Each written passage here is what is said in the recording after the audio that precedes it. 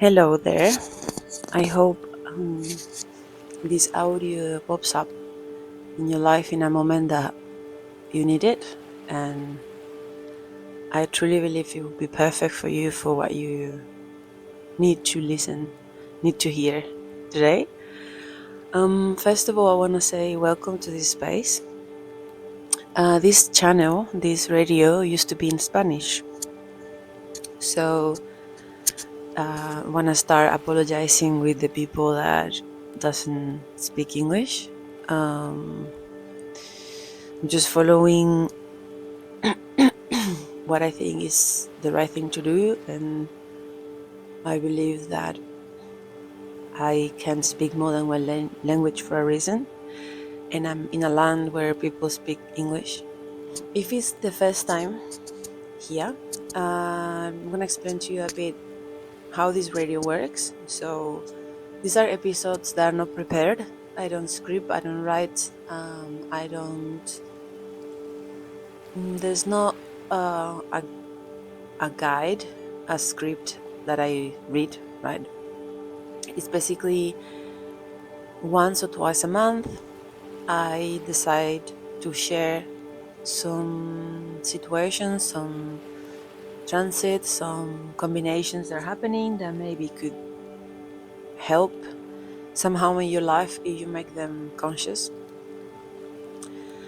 For me, it makes a huge difference to understand the process, to understand what's happening, and I analyze how that's happening in my life, how that's affecting in some point my decisions, what we're dealing with.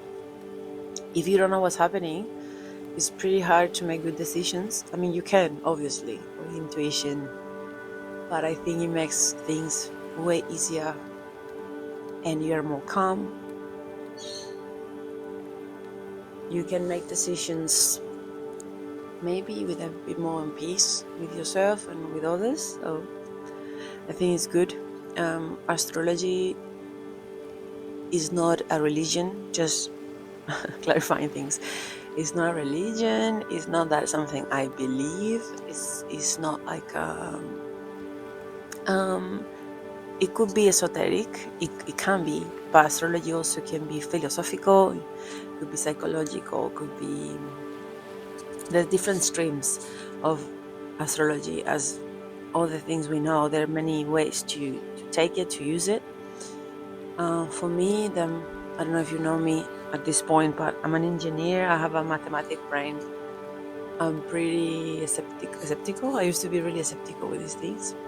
So for me, astrology hooked me in a way that combines your emotions, your way of thinking, what's happening, where you can see it. You start putting dots together and makes so much sense and helps a lot to understand.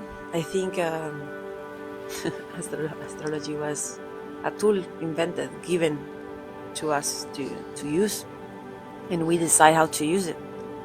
Like, it's not good, the tool is not good or bad, the tool itself, it's just how we use it. So, well, the episodes, how they go, as I said, like once or twice a month, I explain something that's happening and try to give a message, help to identify things that are happening, and yeah, I think it can be useful in some point. So yeah, I would like to take this back, but this time we are gonna do it in English. Finally, I've been requested it for a long time, and finally I'm gonna do it. I think it's the time to do it in English. So we're gonna start today with. Actually, I'm doing it in this day, 26th of April.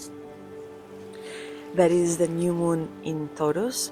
So if you are new, maybe you never heard about a new moon. What that actually means, like, well, the new moon, who says the opposite to a full moon? I think the full moon has way more fame, reputation. Not many people know about the new moon. So the new moon, what it is basically the point where you don't see it, the moon. The full moon is when you see it, and the new is when you don't. But the interesting thing is that when you don't see it is because it's together with the sun.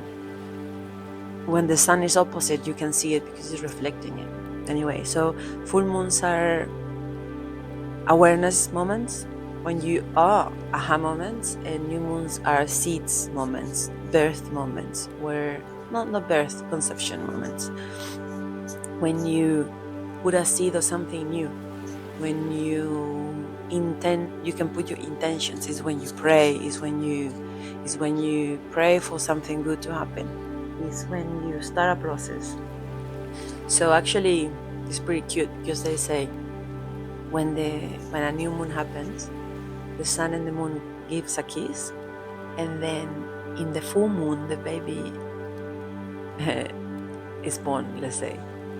So it's like a beginning and an end of the cycle. That's basically what a new moon is, and this is happening in Taurus this month.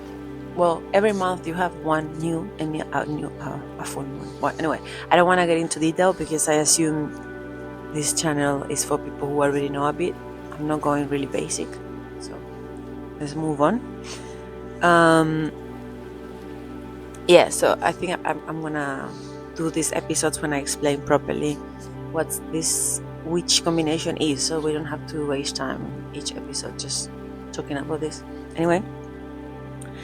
Anyhow, so I think the most important aspect that we need to talk about today is this double square, or they call it the T form, between this new moon and Mars and Pluton. I'm gonna Spanish. Mars and Pluto in Leo and Aquarius. So Leo and Aquarius are fixed signs, so they're really rigid, they're really strong energies. They're fixed, but also they represent like creativity, a bit of leadership, futuristic as well. So Aquarius is really futuristic. It's an air sign that looks the future, comes from the sky. And Leo represents our heart, our internal leadership, how we are creative with our own lives, how we are our own hero. Okay, so these two are in opposition now. That means that can be taken as what I want, what I do, this Mars, right? What I go for, because Mars is what takes action, what I'm taking action for, what I'm doing for myself. This energy of going and taking, plus is in Leo, so it's fire with fire. It's like there are full energy now of going and taking what I want, what you want, and that's in opposition with what people want, or what my environment wants, or not just that, but also what my obsessions want. So this is a big topic here, but Pluto represents our obsessions, our shadows, it's like the idea of power. Remember, everything is internal and external, so what we see outside is internal, but there is a fight today, let's put it this way, between what I want, what I'm doing, what I really want to do for my life, and what actually my obsession asks me to do. So it's one or the other one. So I have this conflict between what I want for my future, what I have to be brave to do, that I'm willing to do, but it's in opposition with this, I don't know if it's old, but this obsession of control. Okay, so imagine you are like that, like struggling with that idea, and it's a fixed X it's fixed, so it's like something that's there constantly every day, and then you have this moon that pops up. Remember that the moon lasts 2 days approximately in each side. So in this battle pops up this moon in Taurus, beautiful, slow, saying, but there's another way.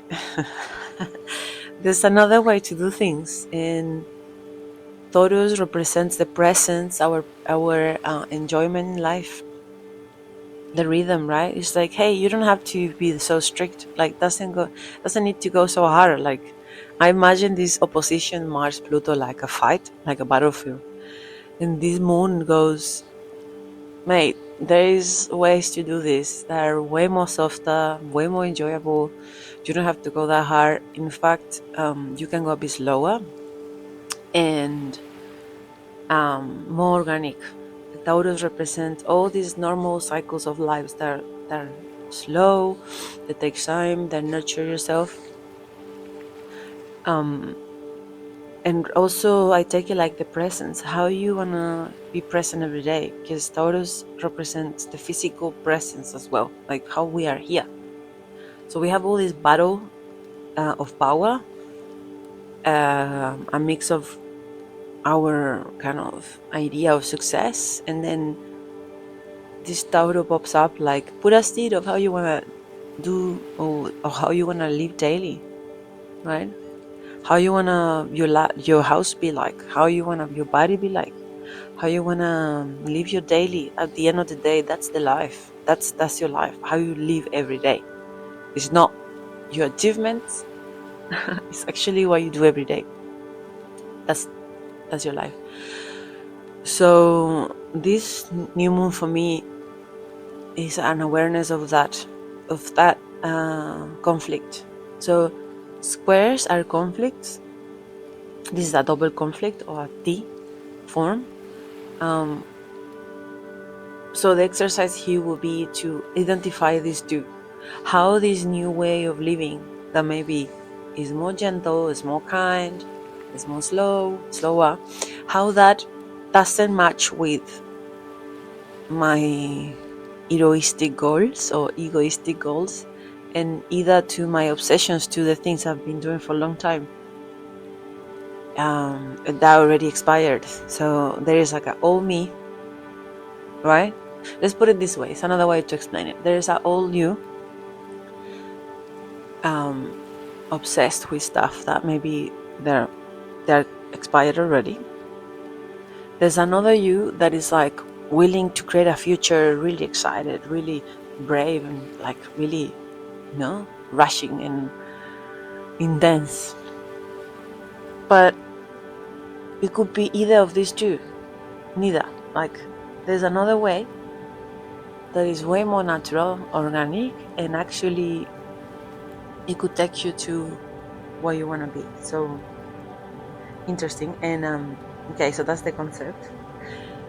And then, okay, just for you to know, the episodes are 15 minutes max, so try to make it short, taking the time. In this scenario, we have who reigns, or how I say it in English. The planet who is connected to the Tauro sign is Venus. Venus is in Pisces with Saturn. So this is beautiful because Saturn's, what it does, it creates reality. It makes dreams come true in the material world. Let's put it that way. And a Venus with Saturn now in Pisces with this combination is like saying it actually can happen. Like this idea that is another way of doing things differently is connected to your soul, plus that's Pisces, is connected to your soul, is connected to a new reality, and it actually can be truth. It can be happen, and actually it can happen actually very soon when Saturn is gonna get into Aries, and then this new idea starts on. So this is a good opportunity to plant the seed of that dream life that you want to have, that is different, that is not a battle. There is not a battle. There is enjoyment, and that is more organic. It's pretty interesting. Okay, so I'm gonna stop here because it could go on and on and on. So important to mention that this is really general. So if you want to go into detail, you have to see where this combination is happening. So you go, where I have the grade 7 of Taurus, in my chart, and then I go and see where this combination is happening, and I can analyze which which areas